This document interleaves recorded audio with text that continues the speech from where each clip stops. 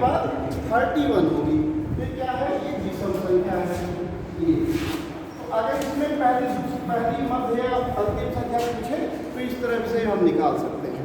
तो जैसे जब पूछता है प्रश्न में ही कि 3 क्रमागत संख्याओं का, 3 क्रमागत सम संख्याओं के मामले में अगर पूछे तो क्या करना है? 3 क्रमागत सम संख्या, तो इसमें क्या करना है भाई? इस तरह से 29 ये लगाए तो क्या करना है? हमको देखना है कि 30 आया भाई, मध्य की संख्या तो यही हो गई, यही हो गई। इसी तरह से कोई यहाँ पे सम संख्या का दिया रहेगा कुछ लोग, उनको भी उसी 3 से डिवाइड या 4 से डिवाइड, 3 से तो डिवाइड करने कोई मतलब नहीं, 4 से या इस तरह से डिवाइड हम करेंगे, 2 से डिवाइड करेंगे तो मध्य वाली संख्या आएगी और मध्य के अगल बगल की संख्याएं देख लेंगे, ठीक है ना। उसके बैक पीछे। अच्छा, 2 तरह की जो भाषा है कभी कभी आप लोगों को दिया जाता है, अनुवर्ती और पूर्ववर्ती, ठीक है। तो अनुवर्ती क्या होती है और पूर्ववर्ती क्या होती है भाई? परवर्ती और पूर्ववर्ती। परवर्ती मतलब ये होता है कभी कभी जैसे क्वेश्चन कोई बहुत कठिन नहीं रहता है, सिर्फ उसके लैंग्वेज कठिन होते हैं जो आप शायद न जानते होंगे कभी कभी। तो परवर्ती जैसे हो गया जिसमें कोई संख्या, जैसे मान लीजिए कि 29 का परवर्ती संख्या क्या है? 29 का परवर्ती संख्या हो गया, एक उसमें और जुड़ जाएगा, ये हो जाएगा 30। 29 का परवर्ती संख्या, इसको अंग्रेजी में बोलते हैं सक्सेसर और प्रेडिक्सेसर। सक्सेसर किसको बोलते हैं? परवर्ती को।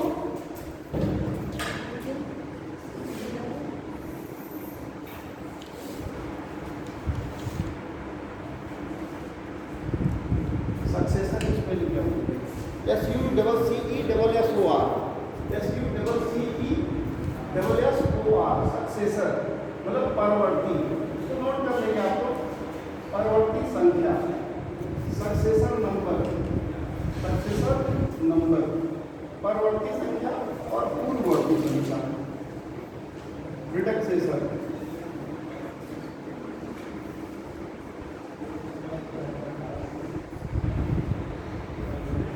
प्रेडिक्सेसर मतलब पूर्ववर्ती, पूर्ववर्ती संख्या। ये भी कभी कभी पूछ लेता है, और खास करके क्वेश्चंस आपके कहाँ के हैं? CSAT लेवल के अथवा जो भी आपके PCS स्टेट PCS से संबंधित जो पूछे गए हैं, ये परवर्ती और पूर्ववर्ती कह देते हैं। ये नहीं पूछता है, वो कह देता है कि परवर्ती संख्या अथवा पूर्ववर्ती संख्या, किसी क्वेश्चन में ही बोल देता है, ठीक है ना। तो परवर्ती और पूर्ववर्ती संख्याओं से हमको क्या होगा? परिचय होना चाहिए, क्या चीज़ें हैं। जैसे आप लोग उसमें देखते हैं एक्सेंडिंग और डिसेंडिंग ऑर्डर में पूछता है, क्या पूछता है कि बढ़ते क्रम में और घटते क्रम में, उसी को क्या कहते हैं? उसको क्या कहते हैं? आरोही और अवरोही। अवरोही मीन्स घटते क्रम में और आरोही मीन्स बढ़ते क्रम में। देखिए इसी तरह से यही पूछता है, आरोही और अवरोही, आरोही और अवरोही, एक्सेंडिंग और डिसेंडिंग ऑर्डर। कभी कभी इसमें ये मान के चलिए कि एक्सेंडिंग डिसेंडिंग ऑर्डर का तो बहुत पूछता है।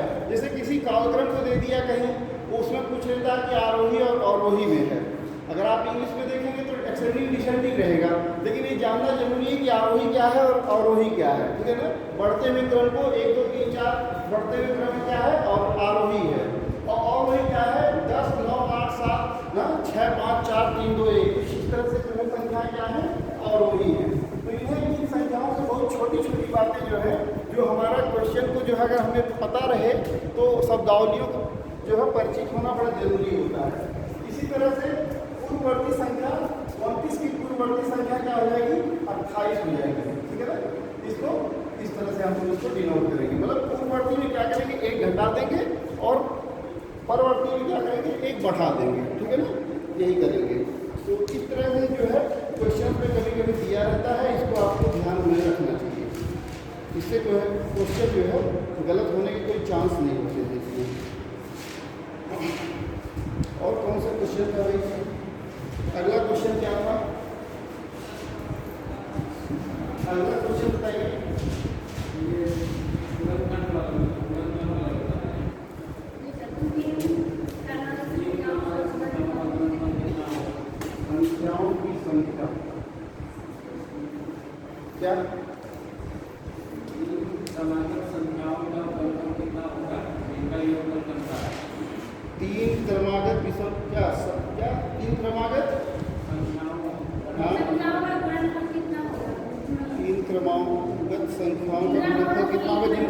15 है, ठीक है ना, ये है। चलिए इसको कैसे करेंगे? किसी का हुआ है, किसी ने किया सॉल्व इसको? ठीक है, आप दोनों 3, ठीक है। उन 3 क्रमागत संख्याओं का गुणनफल कितना होगा जिनका योगफल 15 है? तो क्या किया भाई आप लोगों ने, कैसे किया है इसको? आप लोग नहीं, इसको आप लोगों ने कर लिया, और बाकी किसी ने ट्राई नहीं किया इसको?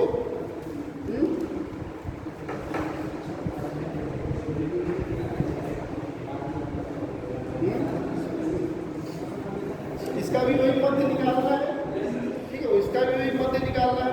3 क्रमागत संख्याएं हैं तो सिर्फ सेम वही, वैसे ही 15/3 कर देंगे, मध्य की संख्या निकल जाएगी। क्या निकलेगी? 3 × 5 = 15, तो 4, 5 और 6 ऐसे तो होगा है? तो वैसे ही तो करना था, कुछ इसमें ज़्यादा विशेष ऐसा था नहीं। फिर इसके बाद क्या था भाई?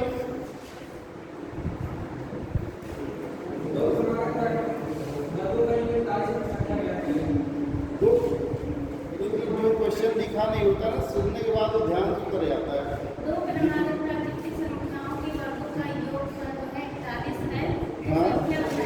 हाँ बताइए, इसमें ऑप्शन भी मैंने बता दिया था आप लोगों को, ऑप्शन बता दिया था। कितना है ऑप्शन में? क्या आएगा भाई? 4 तथा 5 आएगा, ठीक है ना, वही है क्या इसमें, और क्या था?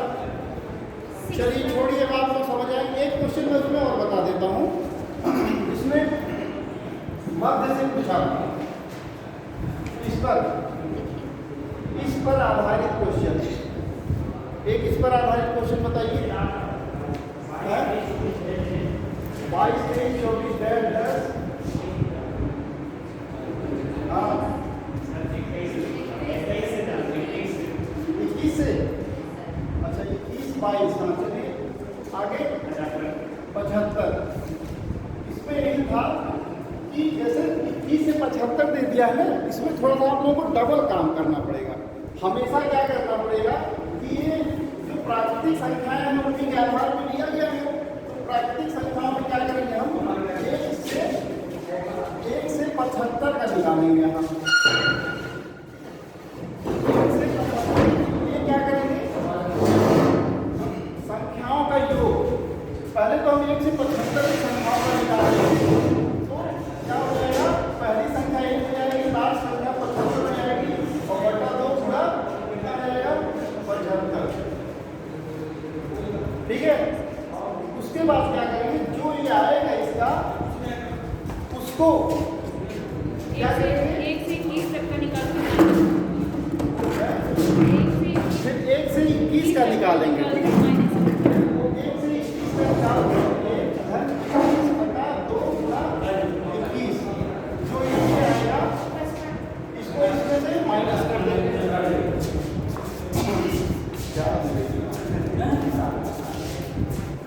क्या करेंगे?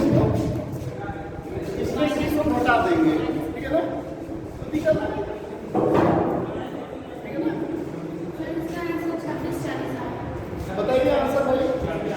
26 से 40 ऐसे ही किया ना, 2 बार में, 2 स्टेप में। वेरी गुड, बहुत अच्छे। चलिए ठीक है ना, कुछ इसमें है थोड़ी, बस ये है कि ये चीज़ आपको ध्यान में रखना पड़ेगा, ठीक है ना, कुछ इसमें है नहीं। ये वाला जैसे वो 20 से पूछा था ना संख्याओं को, 20 से 21 से पूछा था 75 का, तो ये जो जिस फार्मूले में हमें रखना है, इसमें क्या करना है? प्रथम प्राकृतिक संख्याओं से शुरू करना है। तो ये जो फार्मूला है प्राकृतिक संख्याओं पे ऊपर डिपेंडेंट। अच्छा, इस मामले में मैंने एक आप लोगों को ये बताया था कुछ इस तरह से, देखिए Bn = a + n - 1 × d। अगर आप इसमें रखेंगे तो आपका निकल आएगा, लेकिन अगर आपको बेसिक जो ये पता होना चाहिए, बेसिक जो फार्मूला है, इससे क्या होगा? इसको आपको 2 बार करना पड़ेगा। तो कहीं मान लीजिए पेपर में अगर आ जाता है तो इस पर भी आप लोग आधारित क्वेश्चन को कर सकते हैं, इस तरह से, इस तरह से। हाँ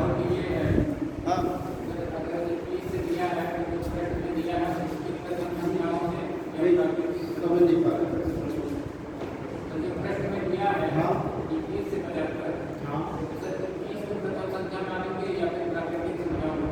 नहीं, 21 को प्रथम संख्या में नहीं मान सकते, क्योंकि वो प्राकृतिक संख्याओं की बात अगर कर रहा है तो एक से ही शुरुआत प्रथम प्राकृतिक संख्याओं का, मतलब ये जो आपका है संख्याओं का योग जो है ये किसका फार्मूला है? प्रथम प्राकृतिक संख्याओं, प्रथम प्राकृतिक संख्याओं के योग का फार्मूला है। ठीक है। और जो मैंने आपको बताया term Tn equal to a plus n minus one into d, इस पे आप इसको डायरेक्टली रख के इसको सॉल्व कर सकते हैं योग ज्ञात करने के लिए। ठीक है ना, ऐसे करना होगा।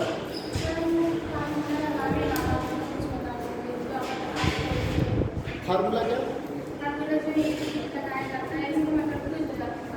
फार्मूला इसको याद करना पड़ेगा, इसको याद करना पड़ेगा। अभी मैं इसका कॉन्सेप्ट आपको बता देता हूँ कैसे ये फार्मूला बन रहा है। ठीक है ना, अभी थोड़ा सा मैं आपको इसके कॉन्सेप्ट में बता दूंगा। बाकी पीछे मैं शुरू में दिया था 3 प्राकृतिक संख्याओं के वर्ग का, घन का, और इस तरह से सिंपल उसमें दिया था, आपको याद होना चाहिए। ठीक है ना, उसमें बेस्ड मैंने कुछ क्वेश्चन भी दिए थे, आप लोग उसको भी शायद किए होंगे। इसके बाद जो है आप लोगों के पास कुछ ऐसे क्वेश्चन भी हैं जो आपको करने हैं, जैसे आप लोगों ने ये एलसीएम और एचसीएफ पढ़ लिए हैं। एलसीएम और एचसीएफ का क्या फार्मूला है? अगर दो संख्याएं दी हुई हैं तो क्या होगा उसमें? दो संख्याओं का गुणा बराबर एलसीएम गुणे, इस तरह से कुछ आपको पता है फार्मूला इसका? चलिए हम इस पे क्वेश्चन लगवाएंगे, फिर इसको पता चल जाएगा। संख्याओं का गुणनफल equal to LCM into HCF. अगर दो संख्याएं दी हैं, दो संख्याएं दी हैं, तो दोनों संख्याओं का गुणनफल बराबर एलसीएम इंटू या प्लस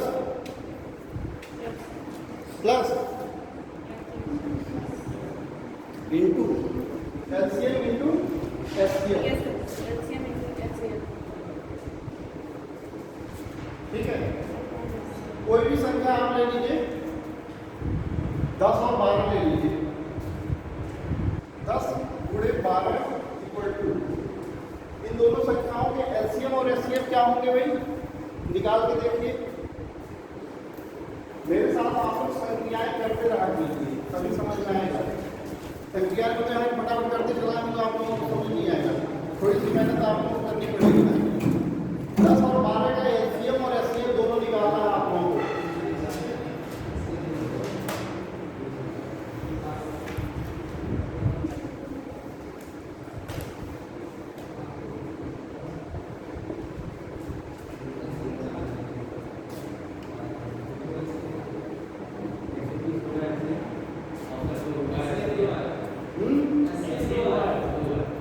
और एचसीएफ कितना आ रहा है?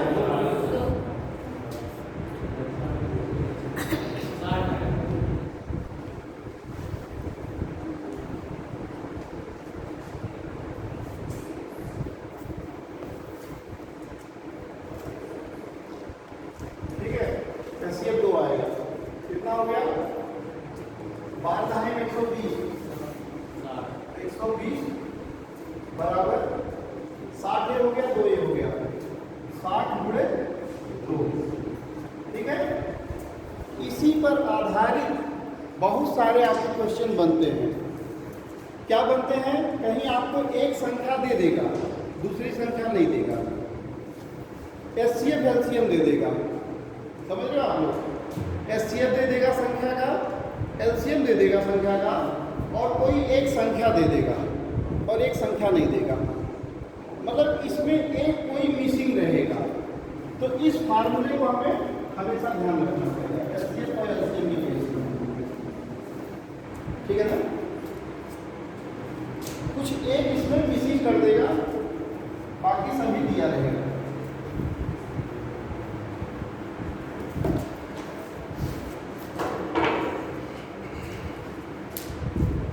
कभी ये ये देगा तो ये नहीं देगा, ये दोनों दे देगा, कुछ इस तरह से होगा।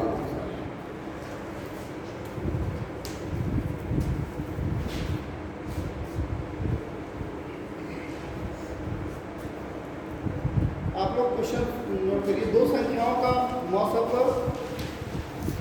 मतलब एचसीएफ और एलसीएम, दो संख्याओं का एचसीएफ और एलसीएम 24 और 168 है और 168 हैं और संख्याएं 1:7 के अनुपात में हैं, 1:7 के अनुपात में, और संख्याएं 1:7 के अनुपात में हैं। दोनों संख्याओं में से सबसे बड़ी संख्या ज्ञात करें। दोनों संख्याओं में से सबसे बड़ी संख्या ज्ञात करें।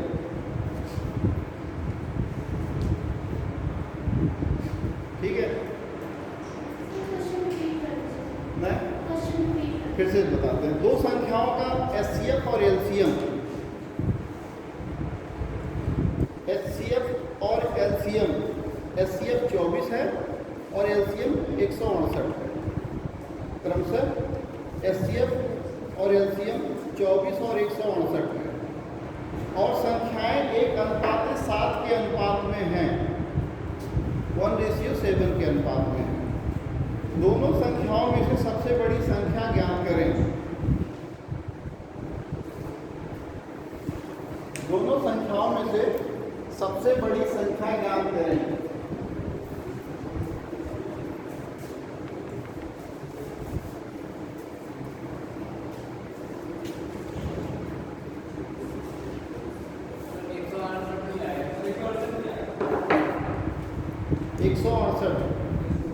और भाई किसी का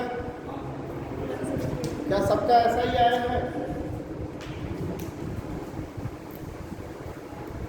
दो संख्याएं दिया है जिनका रेशियो दिया है लेकिन संख्याएं नहीं दी गई है। तो अगर संख्याएं नहीं दी गई है तो क्या करेंगे? रेशियो के अकॉर्डिंग प्रथम संख्या x मान लेंगे और दूसरी संख्या 1x क्या 7 है, 1:7 है। तो पहला x 1x मान लेंगे और दूसरा 7x, ठीक है ना। 1x और 7x के रेशियो के अकॉर्डिंग अगर निकालेंगे तो वही काम करेंगे जो इसमें हमने फार्मूले के अकॉर्डिंग जो किया है। क्या करेंगे? x × 7x इक्वल टू संख्याएं क्या है जो उसका गुणनफल है, क्या है एचसीएफ एलसीएम क्या है? 24 और 168 इनको सॉल्व करेंगे। ठीक है, 7x² हो जाएगा भाई है, और उसी के अकॉर्डिंग इसको सॉल्व कर देंगे। सॉल्व करिए, ये इसका कितना आया?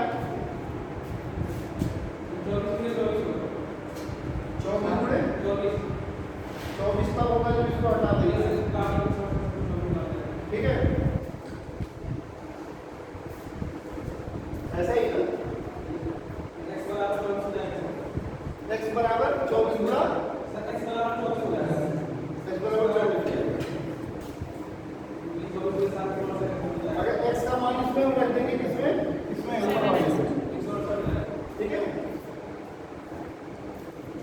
बस यही है, समझ में आया? कोई ऐसा इसको ना समझ में आया? सिंपल वही है, x का मान रख देंगे, आप इसमें रख देंगे x का मान तो क्या हो जाएगा? 24 गुणे पहली संख्या 24 हो गई, दूसरी संख्या 24 गुणे 7। सिंपल आ जाएगा। इस तरह के क्वेश्चंस आपसे पूछते रहते हैं बार बार। इसके अलावा कुछ और भी क्वेश्चंस हैं, इनको भी आप नोट करें।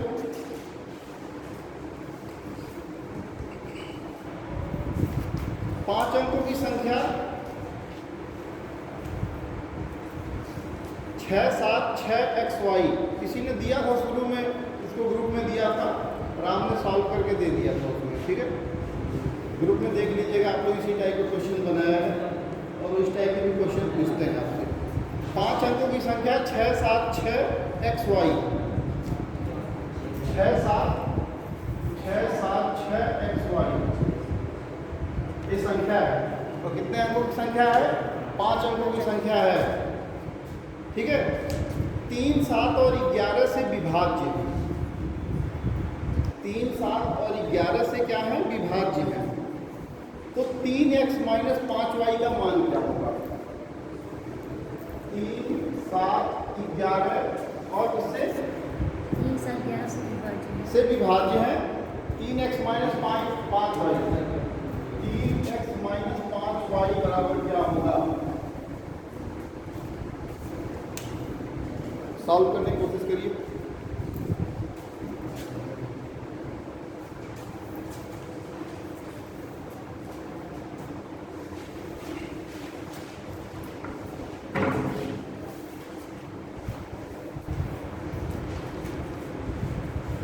इसमें क्या करेंगे? 3 7 6 जो ये दिया हुआ है ना, और लास्ट में दिया हुआ है XY, तो कभी भी हम क्या करते हैं कि जिससे जो ये इनके मल्टीपल्स हैं, मतलब जिनको इससे डिवाइड करना है, विभाज्य जो हो रहा है जिससे, उन संख्याओं का हम यहाँ क्या करेंगे भाई? क्या लेते हैं? एलसीएम या एचसीएफ? एलसीएम ले लेंगे। ठीक है। एलसीएम लेने के बाद 3 7 और 11 का जब एलसीएम लेते हैं तो क्या करते हैं? इसको मैक्सिमम मानते हैं। मैक्सिमम इसमें क्या हो सकता है? 6 7 6। इन दोनों में कौन सी ऐसी नंबर्स रखे जाए जो मैक्सिमम इसको कर दे, अधिकतम कर दे इसको? 6 रखेंगे, 6 7 रखेंगे, 8 7 रखेंगे, 9 7 रखेंगे, तो क्यों नहीं? हम इसको 9 और 9 ही मानते हैं सबसे मैक्सिमम। ठीक है। सबसे मैक्सिमम, तो मैक्सिमम मानने के लिए यहाँ हमने 9 मान दिए और इनका हमने क्या कर दिया? एलसीएम निकाल दिया। एलसीएम निकाल दिया कितना है?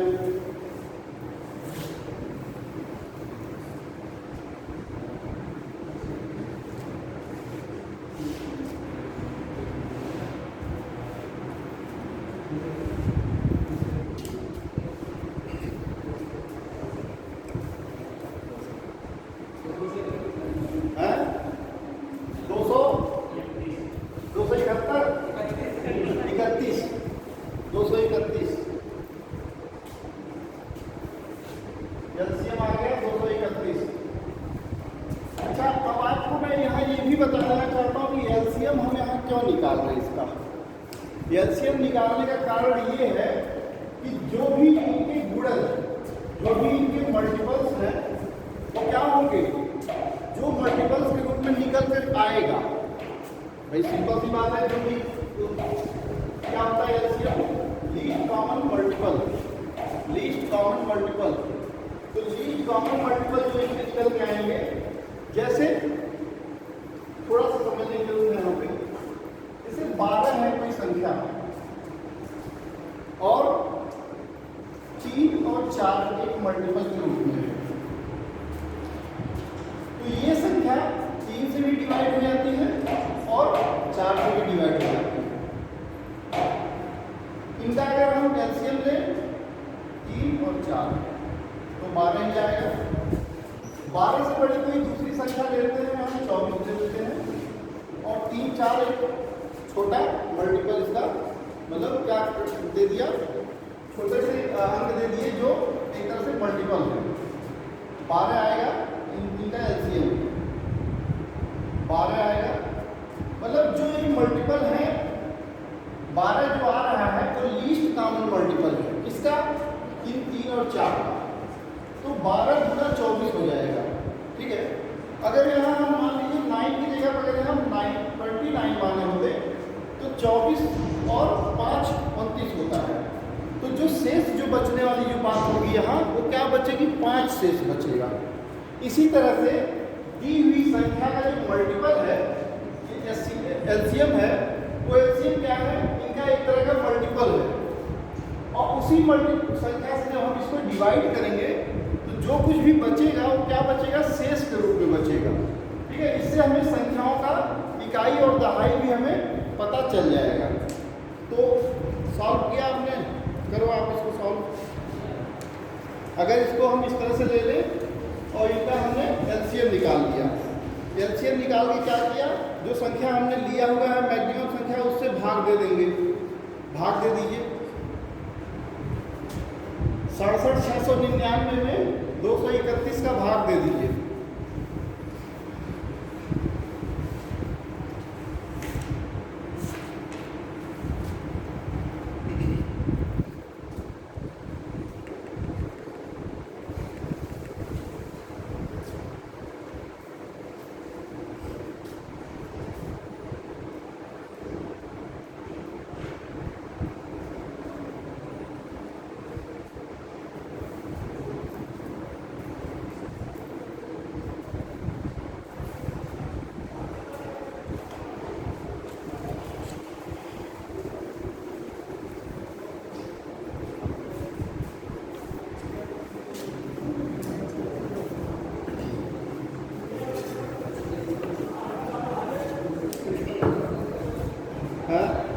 कर लिया आपने भाग। भागफल आएगा 293, 293 भागफल आएगा।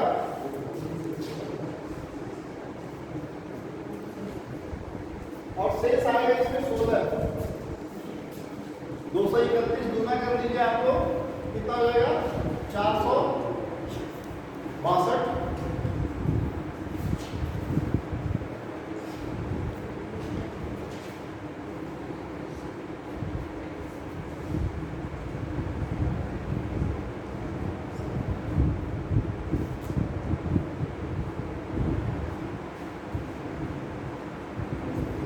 किया इसको,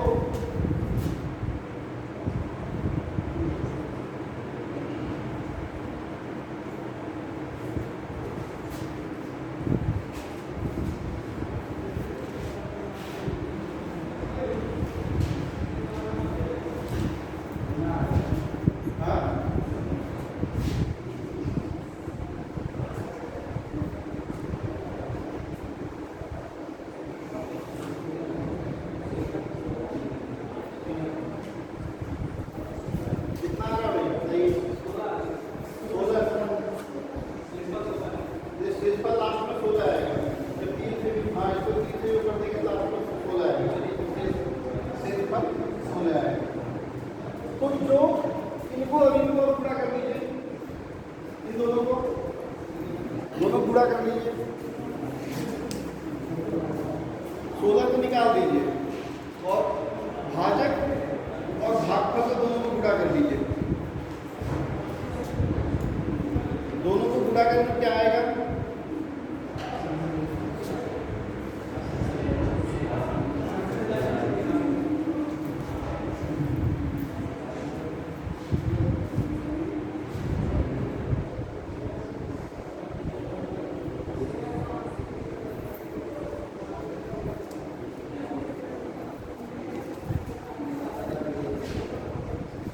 ठीक है, अब आप समझ सकते हैं कि जो ये नंबर हो गया x y की जगह पे वो क्या आएगा? x इक्वल टू 8 और y इक्वल टू 3। कहीं से कोई प्रॉब्लम इसमें? कहीं से किसी को? मुझे लगता नहीं होना चाहिए। इसका सिर्फ एक ही उपाय है, शॉर्ट अगर में जाएंगे शॉर्ट में, तो शॉर्ट में आपको फिर फार्मूला याद रखना है। एक x बराबर 8 है और y बराबर 3 है।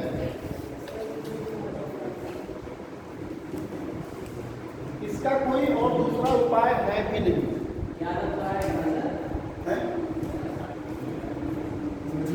इन दोनों में जब आप पूरा करेंगे 16 को छोड़ दीजिए। जो हमने मैक्सिमम संख्या माना था, ये मैक्सिमम कहाँ तक जा रहा था? 16, मतलब 16 एक्स्ट्रा हो रहा था। ठीक है ना? समझ में नहीं आ रहा? उसको गुणा करिए फिर समझ में आएगा। दोनों संख्याओं को गुणा करिए। घरों पे होते हैं कैलकुलेटर और मोबाइल यूज कर लेते हैं, लेकिन एग्जाम्स में आपको कैलकुलेटर और मोबाइल नहीं मिलेगा गुणा करने के लिए। गुणा आपको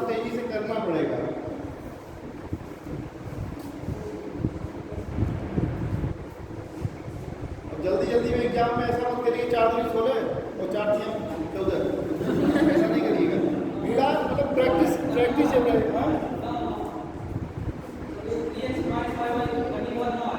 कौन सा वाला? हाँ, ये 3x + 5y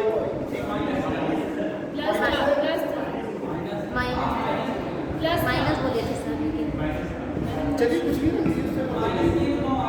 आपका जो मेन मोटिव क्या है पता है? x और y निकालना। आपका जो मोटिव है क्या निकालना? टारगेट क्या है? x और y को फाइंड करना ना, वैल्यू उसका फाइंड करना।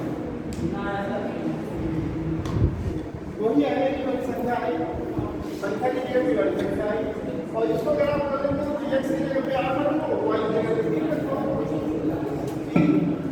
x की जगह पे 8 प्लस 5 y की जगह पे 3, 8 3 24 प्लस 5 या 15, 24 15 4 5 9 2 1 3, ठीक है।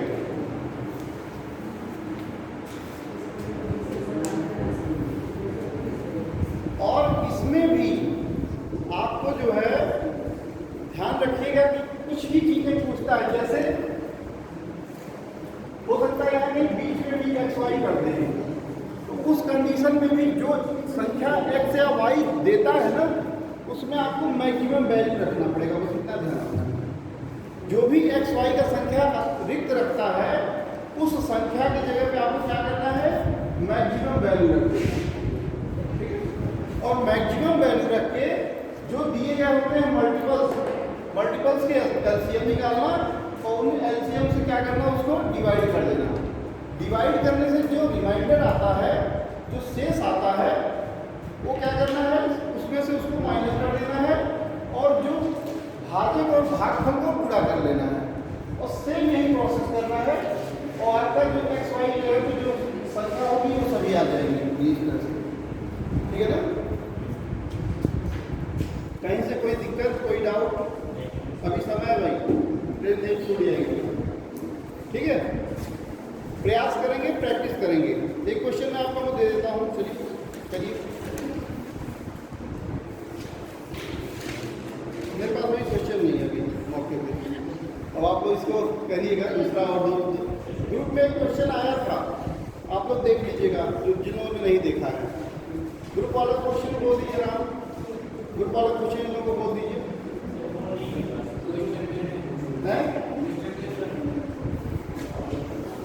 चलिए इस तरह से और भी क्वेश्चन मैं आप लोगों को करा दूंगा, ठीक है? इस पे बेस, ठीक है, इस पे बेस क्वेश्चन मैं करा दूंगा। कुछ विगत वर्षों में आया हुआ था, मैंने इसको इसलिए ले लिया, ठीक है? इस तरह से आपको ध्यान रखना पड़ेगा। इसके बाद हम आते हैं घंटी घंटी बजने वाला क्वेश्चन ना, कौन है? 4 घंटियां शुरुआत में, नोट करिए इस क्वेश्चन को। लैसर पर आधारित, इसको पहले नोट कर लीजिए ऊपर, लघुत्तम समावर्तक पर आधारित घंटी बजने पर प्रश्न, घंटी बजने पर आधारित प्रश्न, लघुत्तम समावर्तक पर आधारित घंटी बजने पर प्रश्न, या घंटी बजने पर आधारित प्रश्न। गर्मी में बोलने से जुबान सूख रही है, इतनी गर्मी कुछ ज़्यादा वैसे आप लोग बहुत मेहनत कर रहे हो, भगवान आप लोगों को सफलता देगा।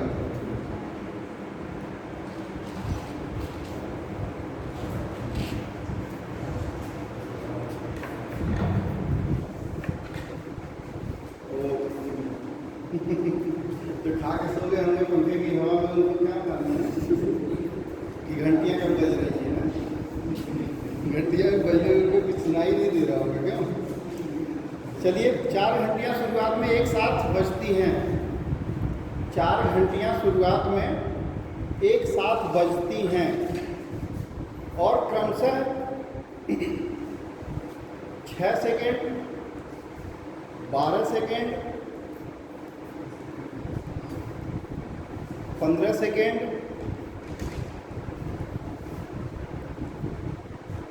और 20 सेकेंड के अंतराल पर बजती है,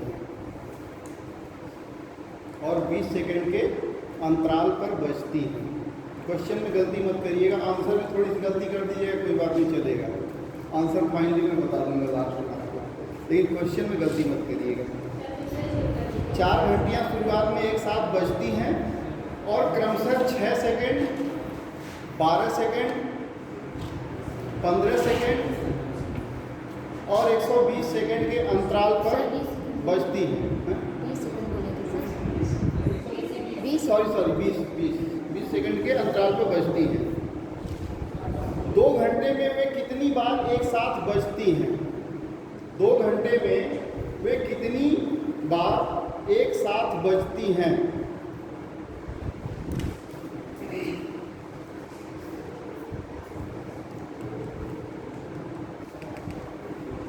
इसमें क्या होता है, जो आपके सेकंड्स जो दिए गए होते हैं, इन सभी सेकंड्स के क्या करने होते हैं, आपको लसप निकाल देने होते हैं।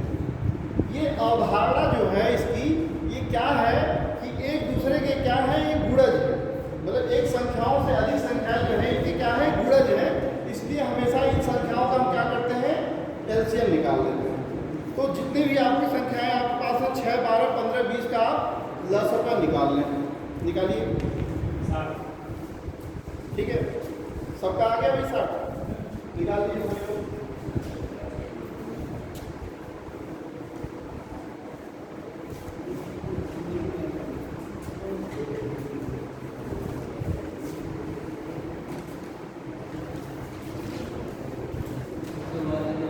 ठीक है, और आगे बढ़ते जाइए, जिनको आ रहा है उसको लगाते जाइए। सभी 4 घंटियां हर 60 सेकंड के बाद उन्हें एक साथ बजती हैं। ठीक है, अब 2 घंटे में वे एक साथ कैसे बजेंगी, मतलब 2 × 60 × 60, क्यों इसको पहले हमने सेकंड में कन्वर्ट किया। अगर 2 घंटे की बात यहाँ कर रहा है तो इनको हम सेकंड में कन्वर्ट कर लेंगे, और सेकंड में कन्वर्ट करके क्या करेंगे, जो एलसीएम आया उससे भाग दे देंगे। ठीक है, 2 × 60 × 60 आप समझ रहे हो, इसको 2 के साथ 60 × 60 क्यों किया गया, 1 घंटा बराबर इसको घंटे से किसमें कन्वर्ट किया गया, सेकंड में। ठीक है, ये मिनट हो गया और ये सेकंड हो गया, तो इसलिए 60 × 60 किया गया। अगर इसी को मिनट में, विशेष बात यहाँ ध्यान रखने की बात है, कभी कभी क्या होता है कि आपको जो 2 घंटे कह रहा है ना, तो 2 मिनट कह सकता है, और जब 2 मिनट के बाद पूछेगा वो, तो आपको क्या करना है, इसको सिर्फ मिनट में बस कन्वर्ट करना है। ठीक है, बात यहाँ हमें सेकंड की बात कर रहा है, 6 सेकंड, 12 सेकंड, 15 सेकंड, 20 सेकंड, तो हमें क्या करना होगा, उसको सेकंड में उसका इवैल्यूएशन करना होगा। मतलब हमें सेकंड में देखना होगा कि वो 2 मिनट में कितने सेकंड के बाद बजती है, कितनी बार बजती है घंटियाँ। अगर यहाँ घंटे की बात कर रहा होता तो हम इनको भी हटा देते। ठीक है, और नीचे वाले जो क्या है, 6, 12, 15, 20, अगर ये किसमें दिए होते, मिनट में दिए होते, तो हम ऊपर वाले को मिनट में रखते। अगर ये सारे एलसीएम वाले जितने भी मल्टीपल हैं, जितने भी गुणज हैं, अगर ये घंटे में दिए होते तो हम क्या करते, इनको घंटे में ही रखते, इनको ऐसे ही रखते। ठीक है, 60 घंटे की बात, मतलब ये 60 जो है, ये जो भी मल्टीपल दिए गए हैं घंटे वाले हैं, और कितने घंटे के बाद बजना है, ये सारी। तो जो जिसमें पूछ रहा है, ठीक है, जिसमें आपको उत्तर पूछ रहा होता है, उसी में आप उसको लास्ट में कन्वर्ट करते हो। आपको इस सेकंड की बात कर रहा है, तो सेकंड में क्या करना है, यहाँ इसको सेकंड में कन्वर्ट किया जा रहा है। इसी 1 घंटे में कितने सेकंड होते हैं, 3600 सेकंड होते हैं। तो इसलिए हमने क्या किया, 2 × 3600 यहाँ कर दिया, 6 × 36, ठीक है ना, 3600, इन दोनों का क्या आएगा, 3600। मतलब ये सेकंड की बात की जा रही है, जितने भी इनके मल्टीपल हैं, गुणज जो है वो सेकंड में है, तो इसलिए हमने क्या किया, 3600 को 2 से गुणा करके क्या कर लिया, इनको सेकंड में कन्वर्ट कर दिया। ठीक है, आगे से सॉल्व कर लीजिए, 60 से 60 कट जाएगा, 60 को 120। कभी ऐसा हुआ था कि हमें गिन के बताओ कितने आदमी हो तुम लोग, तो उसने क्या किया कि अपने आप को नहीं गिनता था, बाकी सबको गिन देता था। फिर यार एक कमी कम कहाँ पड़े आ रहे हो। किसी कैदी को कहा गया कि गिन के बताओ तुम लोग बाहर कितने गए थे, तो अपने आप को नहीं गिनता, बाकी सबको गिन लेता। फिर खोजबीन होता है कि भाई ये कहाँ चला गया। फिर वही पुनरावृत्ति होती थी कि चलो फिर से गिनो, तो फिर से अपने आप को नहीं गिनता, सबको गिन लेता था। फिर एक कम पड़ जाता था। फिर कोई अंदर से आया, उसने कहा तो तुम लोग मत गिनो, मैं गिनता हूँ। फिर जो अपने आप को नहीं गिनता था उसको भी साथ में गिना। तो क्या हो गया, फिर यहाँ पे एक बढ़ा लेना है हमेशा। क्यों एक बढ़ा इसलिए लेना है कि जो शुरुआत जहाँ से हुई बजने की, उसको भी तो जोड़ोगे आप, उसको भी तो जोड़ोगे आप। तो ये गलती नहीं करना है इसमें। जो गिन रहा है वो अपने आप को गिन के तब सबको गिनेगा, ठीक है। ये काम करना है, इसमें हमेशा एक जोड़ देना है। तो टोटल फिर क्या होगी, 120वीं बार एक साथ बजती है। 2 घंटे में 121वीं बार 121 बार एक साथ बजती है, ठीक है। 120 था प्लस 1 कर दिया होगा, ठीक है। सेकंड के अकॉर्डिंग 121 बार 2 घंटे के अंतराल में बजती, ठीक। इसी तरह से बहुत सारे क्वेश्चंस आएंगे। सिंपल बस इतना ही करना है, आपको ध्यान क्या देना है कि 2 घंटे के अंतराल पे पूछ रहा है कि 4 घंटे के अंतराल पे पूछ रहा है कि 4 मिनट के अंतराल पे पूछ रहा है कि 4 सेकंड की बात कर रहा है। और जो मल्टीपल जो गुणन दिए गए हैं, कितने अंतराल पे दिए गए हैं, उसको भी देखना है कि किसमें वो दिया गया है। दोनों एक समान करते हुए हमें क्या करना है, उसके एलसीएम से उन मल्टीपल्स के एलसीएम से उसको क्या करना है, भाग कर देना है। भाग करने के बाद जो भी आएगा उसमें एक और ऐड कर देना है, और फिर उतनी बार उतने समय में उतनी बार बचेगी घंटियाँ, ठीक है। बस ये क्लियर हो गया ना। कोई इसमें आगे कोई से कोई क्वेश्चन आता है, आप लोग ला नहीं सकते इसमें क्वेश्चन। अगर लाओगे आप तो हम लोग भी कभी बार डिस्कस कर लेंगे और एक दूसरे को, या ग्रुप में ही आते थे, हम कहते हैं यहाँ पे हमारे पास समय नहीं है, ग्रुप में तो हमारे पास पूरा समय ही समय, 1 घंटे इसी के लिए निकाला जाएगा। 2-4 क्वेश्चन फेंको तो ग्रुप में सॉल्व किया जाएगा, ठीक है। सॉल्व किया जाएगा, कॉपी में सॉल्व करके उसको अगले को दिया जाएगा। जिसको नहीं समझ में आएगा बाई चांस यहाँ डिस्कस कर लेंगे, ठीक है। हम मानते हैं यहाँ समय अभाव है, लेकिन मेरे पास घर पे बहुत समय है, ठीक है। उसको हम लोग क्वेश्चन सॉल्व करेंगे। चलिए,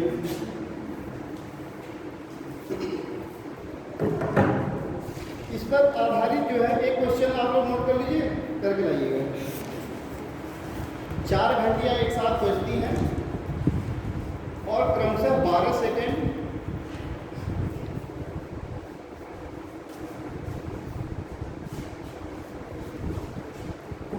20 सेकेंड 4 घंटियाँ एक साथ बजती हैं और क्रमशः 12 सेकेंड 20 सेकेंड और 30 सेकेंड के अंतराल पर बजती हैं। सर 4 के समय 12, 20 और 30। अपनी स्टार्टिंग 4। अच्छा, कोई एक मिसिंग हो गया भाई, 3 ही मान लीजिए, 3 घंटे ही मान लीजिए। एक कोई क्वेश्चन में मिसिंग हो गया कहीं से, एक कोई मिसिंग हो गया होगा।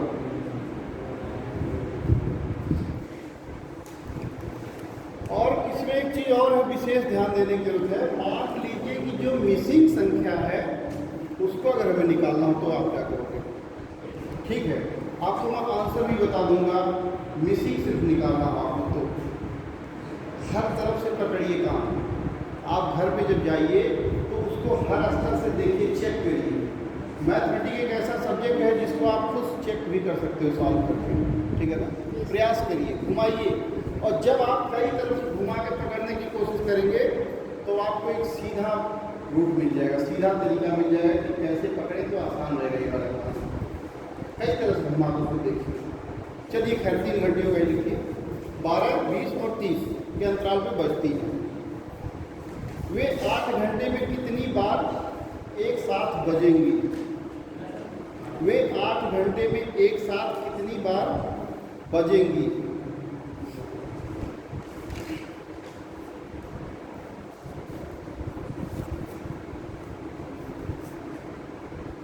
ठीक है।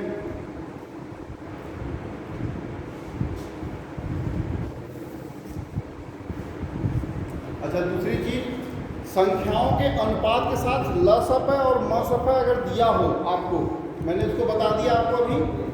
मान लीजिए संख्या दे दिया गया हो, पहली संख्या, प्रथम संख्या इंटू द्वितीय संख्या equal to LCM equal to LCM. और यहाँ प्रथम संख्या और द्वितीय संख्या न देके अगर आपको अनुपात दे दिया गया उस संख्याओं का, तो अनुपात में आपने क्या मान लिया, प्रथम संख्या x और द्वितीय संख्या y नहीं, क्योंकि ये लीनियर इक्वेशन में फिर कन्वर्ट हो जाएगा।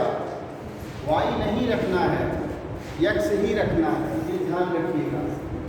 नेचर ऑफ क्वेश्चन को आपको समझने की जरूरत है, ठीक है। 2x equal to LCM into LCM, ठीक है ना। अगर अनुपात दे दे तो भी आपको कर लेना है, अगर संख्या दे दे तो आपको सिंपल तो संख्या कर ही लेना है, ठीक है। संख्याओं का गुणनफल equal to LCM into LCM, LCM into LCM, ठीक है ना। चलिए आगे कुछ क्वेश्चन और हम लोग करते हैं। इसमें विभाज्यता का नियम आप लोगों को पता है? 2 से विभाजन के लिए, 3 से विभाजन के लिए, 4 से, थोड़ा सा इसको लर्न करना पड़ता है, बहुत ज़्यादा नहीं, लेकिन थोड़ा सा मतलब जानकारी रखना पड़ेगा, थोड़ा सा ध्यान रखना पड़ेगा। लॉ ऑफ डिविजिबिलिटी, ठीक है, लॉ ऑफ डिविजिबिलिटी,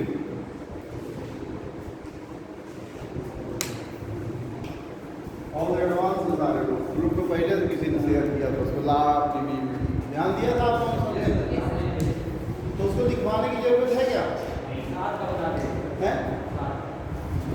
7 का भी सिंपल है। एक संख्या 7 से विभाजित तब होती है, कब होती है वो, जब इकाई के अंक के 2 गुणा, ठीक है, और अन्य अंकों से बनी संख्या का अंतर या तो 0 हो या 7 का गुणन। जैसे 6 5 8 6 5, 6 5 8 6 5, 6 5 8 6 5। एक मैं एग्जाम्पल देता हूँ आपको, 2 गुणे 8 माइनस 2 गुणे 8,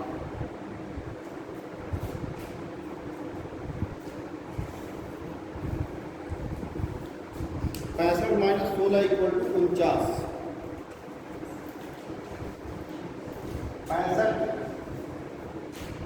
65 माइनस 16 इक्वल टू 49। कैसे हुआ है संभव?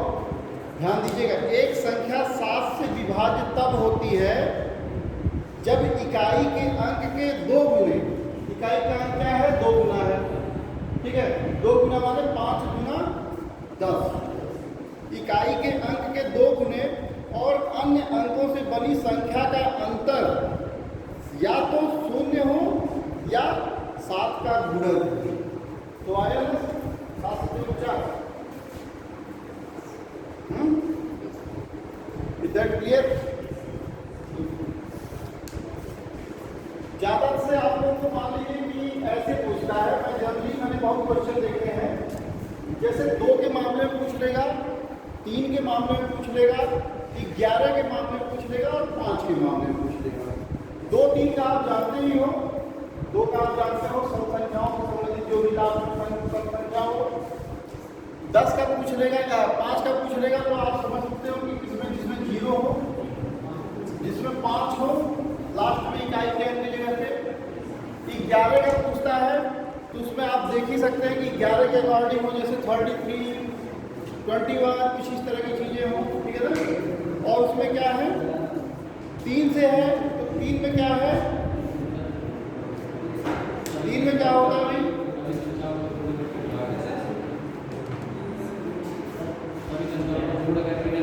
योग, सभी संख्याओं का योग, 3 2 1 3 2 5 1 6,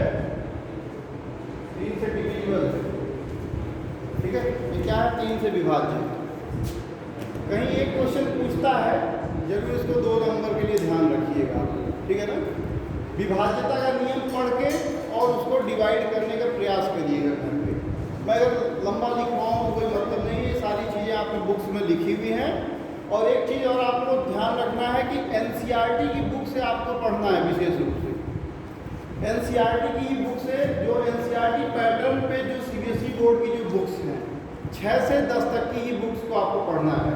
कभी कभी आपको उसमें 6 में देखेगा आओ नंबर्स के साथ खेलें, तो आप कहोगे अरे हमारी उम्र है क्या खेलने की है।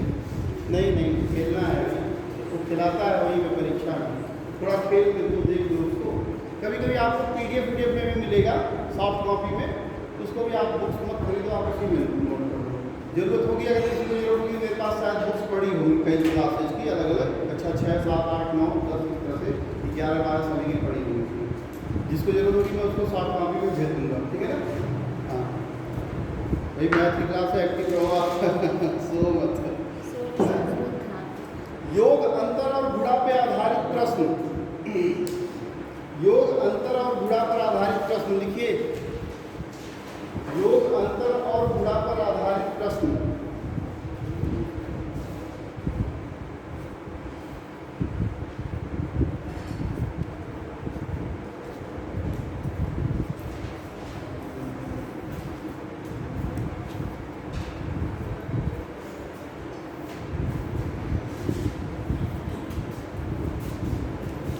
क्या मतलब भाई योग अंतर और गुणा पे आधारित मतलब क्या है? एक क्वेश्चन नोट करिए आप लोग। 2 संख्याओं का योग 40 है, 2 संख्याओं का योग 40 है तथा उनका अंतर 6 है। जब हम लोग कभी 2011 में बीएड कर रहे थे तो मैथमेटिक्स के क्लास से इतना मतलब वो होता था कि सारे बच्चे को नीरस होता है ना, ये जो विषय होता है बड़ा ही नीरस विषय होता है, और बच्चे तो उस दिन गायब ही हो जाते थे मैथमेटिक्स वाले दिन। लेकिन कुछ ऐसा उसको रोचक बनाना पड़ता था कि बच्चे उसको समझें और सुने, और जब जिसका आ जाता था ना आंसर, उसको ऐसा लगता था जैसे कितनी बड़ी उसको उपलब्धि मिल गई उस संसार की, अरे सर मेरा तो आंसर आ गया है ना। तो मैथमेटिक्स बड़ा नीरस सब्जेक्ट है, और जब कहीं उसमें पेन उठा के साल दिमाग लगाना पड़ता है तो अरे हटा यार कहाँ से, प्रयास करिए, कोई चीज़ बड़ी नहीं है। 2 संख्या का योग 40 तथा उनका अंतर 6 है। ये आपको 75 अंक दिलाएगा भाई सी सेट में। मैथमेटिक्स आपको 75 अंक दिलाएगा सी सेट में, ध्यान रखिएगा। और सभी स्टेट पीसीएस या इस तरह के वनडे एग्जाम्स में आपकी ज़्यादा से ज़्यादा मार्क कवर करता है, और यही सारी बेसिक चीज़ें आप पे आती हैं, ठीक है ना। तो बीच में कभी अगर हुआ तो हम एक पूरा नंबर सिस्टम का टेस्ट पेपर बना के ग्रुप में साथ में भेज देंगे, सब लोग करिएगा सॉल्व, और सेम वही सारे क्वेश्चन होंगे जो आपके विगत वर्षों में आए हुए होंगे, ठीक है। कहीं कोई प्रॉब्लम हो तो उसको मैं समझ लूँगा। 2 संख्याओं का योग 40 था, उनका अंतर 6 है, तो बड़ी संख्या क्या होगी?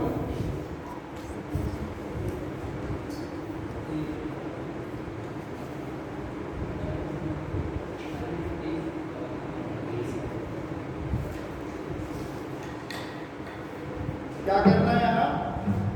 जो संख्याओं का योग, बड़ी संख्या कैसे निकालेंगे? संख्याओं का योग धन संख्याओं का अंतर बटा 2। संख्याओं का योग धन संख्याओं का अंतर बटा 2 क्या निकल आएगी? बड़ी संख्या। करके देखिए,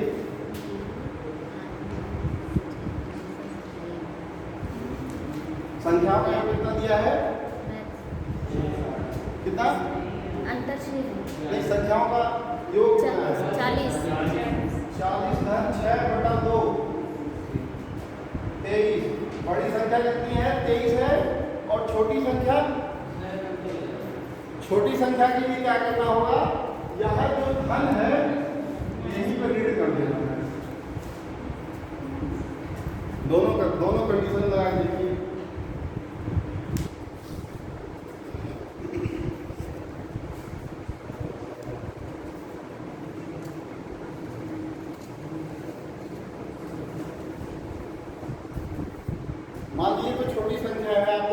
से भी तुरंत फट से निकाल देते हैं।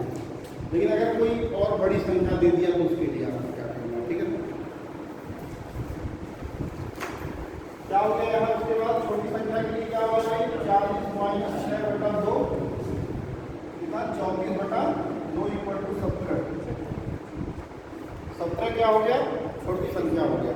दोनों कंडीशन लगा के देखिए और फार्मूले को विशेष रूप से घेरा बनाइए और उसको याद रखिए।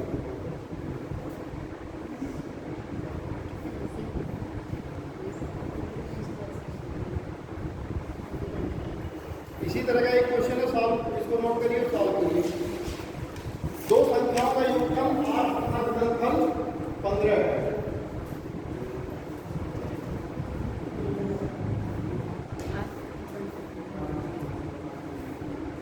दो संख्याओं का योगफल 8 गुणनफल 15 है, तो उनके व्युत्क्रमों का योगफल क्या होगा। व्युत्क्रम मतलब समझ रहे हो ना, हर को अंश कर दिया, अंश को हर कर दिया, व्युत्क्रम। तो उनके व्युत्क्रमों का योगफल क्या होगा। यहाँ एक विशेष बात ध्यान रखने वाली है कि जब आपको व्युत्क्रम की बात, क्वेश्चन हो गया कंप्लीट, लिख दिया आपने। Yes sir.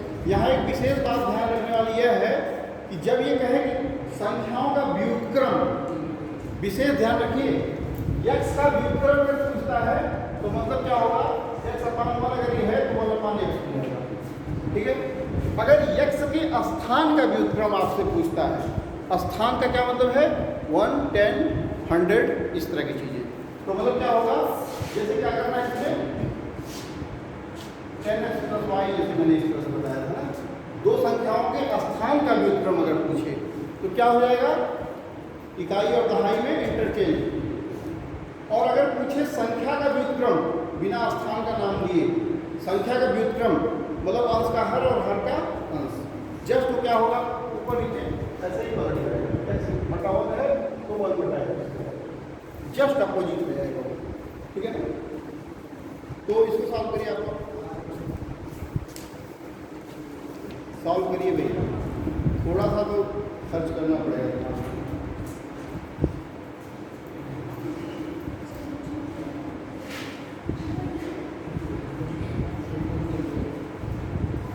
अभी तो मैं दिख नहीं रही हूँ, चलिए इसलिए मैंने गलती करके बार बार देख रहा हूँ, जब दिखते जाए तो मैं यहाँ पर, ठीक है।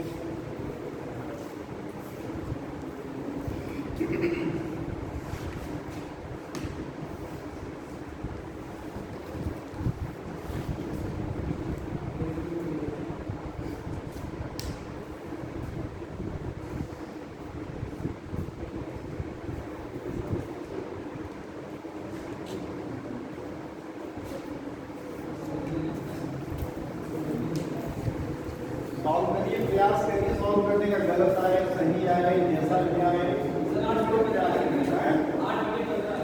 हाँ सही है। सबका आ गया क्या,